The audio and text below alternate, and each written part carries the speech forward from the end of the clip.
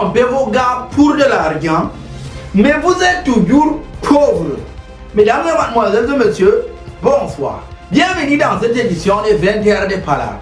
Il est 16h30 ici sur ce plateau.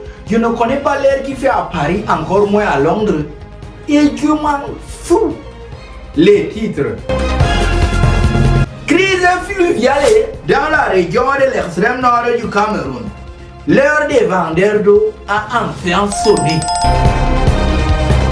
Un jeune homme succombe après avoir ingurgité 20 sachets de whisky frelaté.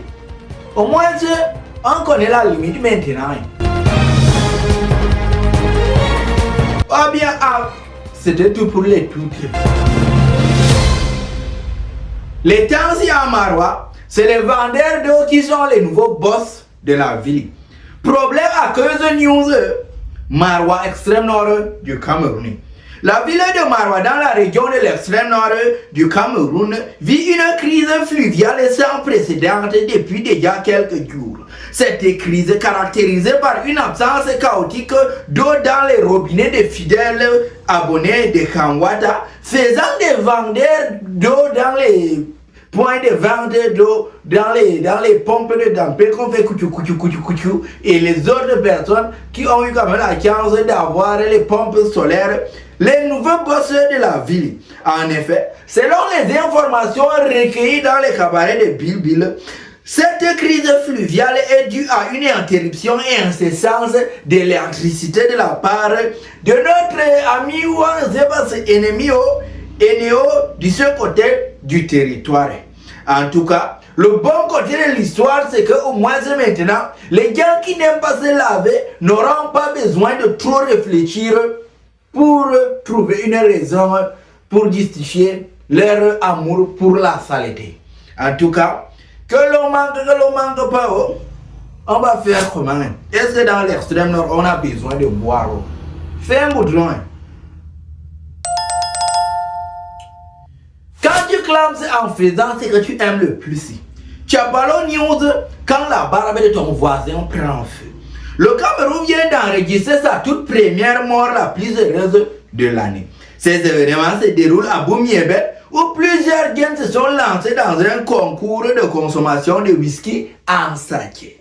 Le deal était très simple. La personne qui va atteindre le record historique de 20 sachets à la seconde sera considéré comme le plus fort du Chapalodrome. C'est là où un jeune prétendant au titre de superstar de buveur de whisky en sachet va se lancer dans la course et taper le score historique des 20 sachets. Après avoir ingurgité ces 20 sachets, le jeune homme va succomber quelques secondes plus tard. Le bon côté de l'histoire, c'est que maintenant, on connaît la limite. Cet homme-ci qui est succombé là, c'est un héros de la nation. À mon humble avis, il mérite une médaille d'honneur de bravoure. Fais un goudron. Mesdames et mademoiselles et messieurs, bien que vous aimez mon visage, sachez qu'un pauvre qui parle beaucoup, ça fait mal à la tête. Nous sommes arrivés ainsi dire à la fin de notre édition de 20h du jour qui est vraiment rapidement passée, comme la durée de l'électricité dans la région du nord, extrême nord et la Damawa. Mais est-ce qu'on s'intéresse à ces gens-là? Ils n'ont pas besoin d'électricité pour vivre, ce sont des primates. Car cela ne tienne. Prenez soin de vous, j'espère que vous allez partager, liker, laisser votre commentaire et votre avis par rapport à cette situation compliquée que les gens du septentrion, c'est-à-dire nous autres, sommes en train de traverser pendant ce temps. Prenez soin de vous encore une fois, car la seule personne avec laquelle vous allez passer toute votre vie, que personne ne vous trompe, c'est vous-même. Ciao, ciao!